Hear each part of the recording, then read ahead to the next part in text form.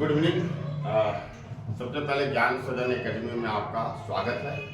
आज हम लोग जिस विषय पर चर्चा करने जा रहे हैं वो है क्लास 10th का सामाजिक विज्ञान और चैप्टर का नाम है संघवाद। कुछ क्वेश्चन आते हैं, कुछ प्रश्न आते हैं जो आपके एग्जाम के दृष्टिकोण से यानी बोर्ड के दृष्टिकोण से वो महत्वपूर्ण माना जाता है। तो आइए हम लोग पहले शुरुआत करते हैं। आप देख रहे होंगे तो सबसे पहले हम स्टार्ट करने जा रहे हैं। जो क्वेश्चन है इसमें देखिए कुछ क्वेश्चन आपको डाला हुआ है। इसमें क्या बता रहा है कि सबसे पहला है कि सही विकल्प के साथ रिक्त स्थानों को भरें। जो 1 मार्क्स के क्वेश्चन आते हैं एग्जाम में। तो सबसे पहला क्वेश्चन क्या करता है कि देखिए यहाँ लिखा हुआ डैश व्यवस्था में शासन का एक ही स्तर होता है, बाकी इकाइयां उसके अधीन होकर काम करती है। यानी किस व्यवस्था में शासन का एक ही रूप होता है, बाकी जो होता है वो इकाइयां उसके अधीन यानी उसके अंदर में काम करती है। तो इसमें आंसर जो होगा वो होगा एकात्मक। यानी एकात्मक व्यवस्था में जो शासन की जो व्यवस्थाएं होती है वो एक ही स्तर का होता है, बाकी सब इसके अंतर्गत में माना जाता है। दूसरे क्वेश्चन में आप देखेंगे जब केंद्र एवं राज्य सरकार, क्वेश्चन में आप देख रहे होंगे जब केंद्र एवं राज्य सरकारों के कानून में टकराव हो तो क्या होता है, डैश द्वारा बनाया कानून ही मान्य होता है। यानी केंद्र सरकार और राज्य सरकारों के बीच में क्या होती है कि कानून में टकराव, यानी कोई कानून ऐसा बन जाए जिसमें केंद्र सरकार और राज्य सरकार, केंद्र सरकार ने तो बना ली लेकिन राज्य सरकार उस पर मानने के लिए उस कानून को बाध्य है। लेकिन अंत में क्या होगा, फैसला जब होगी इसकी न्यायपालिका के पास जाएगा तो इसका फैसला में जो केंद्र सरकार कानून बनाएगी वही आपका मान्य होगा। तो इस टाइप के क्वेश्चन आपको एग्जाम में देखने को मिलता है। नेक्स्ट क्वेश्चन हम लोग जो चलेंगे वह है आपका तीसरा क्वेश्चन में आप देख रहे होंगे। तीसरे क्वेश्चन में क्या बता रहा है कि संवैधानिक प्रावधानों और कानूनों के क्रियान्वयन की देखरेख में डैश महत्वपूर्ण भूमिका निभाती है। यानी इसमें जो संविधान का प्रावधान है या कानून का जो क्रियान्वयन होता है उसमें देखरेख की जो किया जाता है वो सबसे ज्यादा महत्वपूर्ण क्या होता है, न्यायपालिका। न्यायपालिका इसका मतलब क्या हुआ कि हमारे यहाँ जो 3 प्रकार की सरकारें होती है उसमें एक न्यायपालिका सरकार के पार्ट्स है, भाग है। न्यायपालिका सबसे महत्वपूर्ण योगदान देती है। चौथा में क्या बताता है कि भारत में वास्तविक विकेंद्रीकरण की दिशा में एक बड़ा कदम यानी कब में उठाया गया था। इसका मतलब क्या है, 1992 में यानी 1992 में भारत में वास्तविक जो विकेंद्रीकरण की दिशा में एक महत्वपूर्ण कदम उठाया गया था। क्लियर हो रही है। नेक्स्ट क्वेश्चन है कि कई ग्राम पंचायतों को मिलकर डैश का गठन होता है। तो क्या होता है, पंचायत समिति का गठन होता है। तो ये आपका क्वेश्चन, इस प्रकार के क्वेश्चन आपके एग्जाम के में आते हैं। अब हम लोग जो चर्चा करने जा रहे हैं वह नेक्स्ट क्वेश्चन देखिए।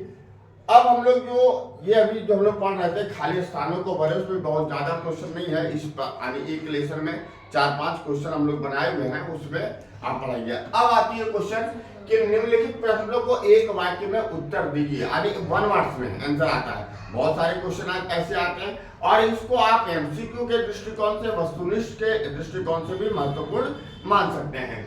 तो इसमें कहता है पहला, श्रीलंका में व्यवहारिक रूप से कौन सी शासन व्यवस्था है।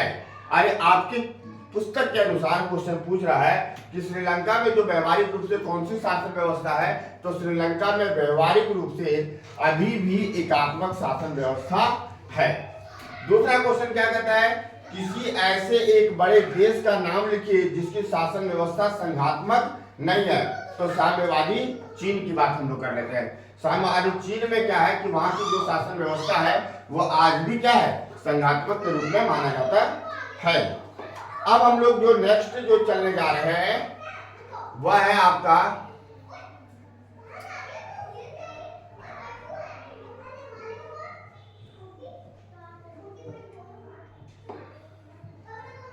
दुनिया के कितने देशों में संघात्मक शासन व्यवस्था है।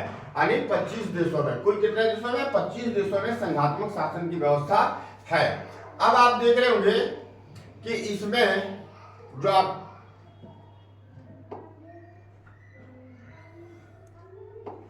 संघात्मक देशों में दुनिया की कितनी प्रतिशत जनसंख्या रहती है? संघात्मक देशों में कितना है? तो पूरे देश का 40% लोग संघात्मक देशों में रहते हैं।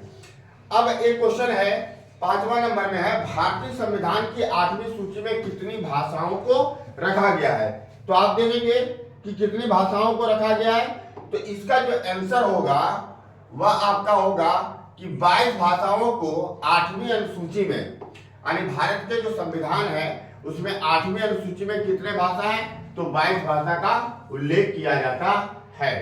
अब छठे क्वेश्चन में आप देखेंगे यहाँ पे कि भारत में राज्य पुनर्गठन आयोग की रिपोर्ट को कब लागू किया गया? तो 1 नवंबर 1956 यानी 1 नवंबर 1956 को ये किया गया। 7वें नंबर में भारत में विषयों के बंटवारे के लिए कितनी सूचियां बनाई गई है? तो इसमें 3 सूचियां हैं। इसमें सबसे पहला आता है संघ सूची, दूसरा राज्य सूची और तीसरा समवर्ती सूची। 3 प्रकार की सूची है जिसमें आपकी टोटल संघ सूची जो केंद्र सरकार के द्वारा कानून बनाया जाता है, राज्य सूची में राज्य सरकार के द्वारा कानून बनाया जाता है, और जो समवर्ती सूची है जिसमें राज्य और केंद्र दोनों मिलकर के काम करती है, इसको समवर्ती सूची के रूप में हम लोग जानते हैं। अब हम लोग आगे की ओर चलेंगे। इसमें क्या बता रहा है कि एक क्वेश्चन है आपका जो संघवाद से, जो चैप्टर हम लोग पढ़ रहे हैं उसी में संघवाद से क्या आशय है?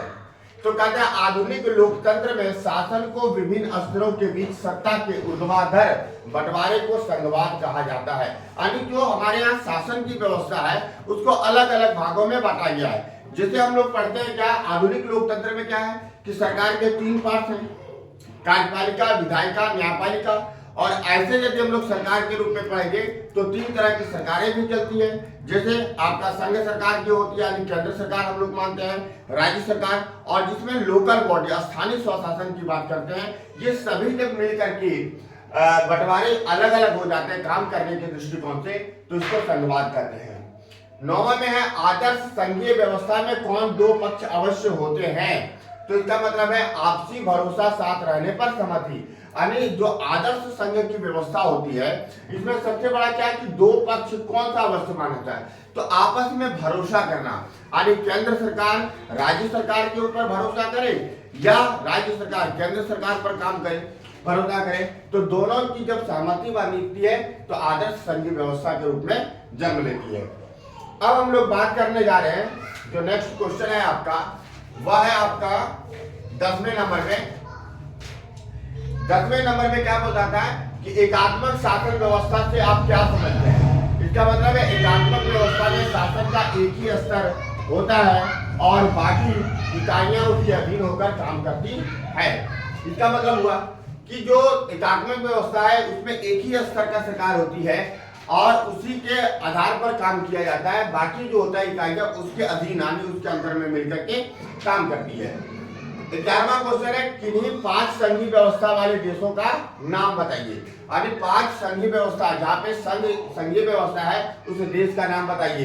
तो इसमें सबसे पहले हम लोग कनाडा की बात कर लेंगे, संयुक्त राज्य अमेरिका की बात कर लेंगे, ब्राजील की बात कर लेंगे, अर्जेंटीना की बात करेंगे और भारत की बात करेंगे। इसके बाद आपका ये 11 क्वेश्चन ही है और इसमें क्वेश्चन तो बहुत बनती है लेकिन हम लोग इस पर आगे भी काम करेंगे। तो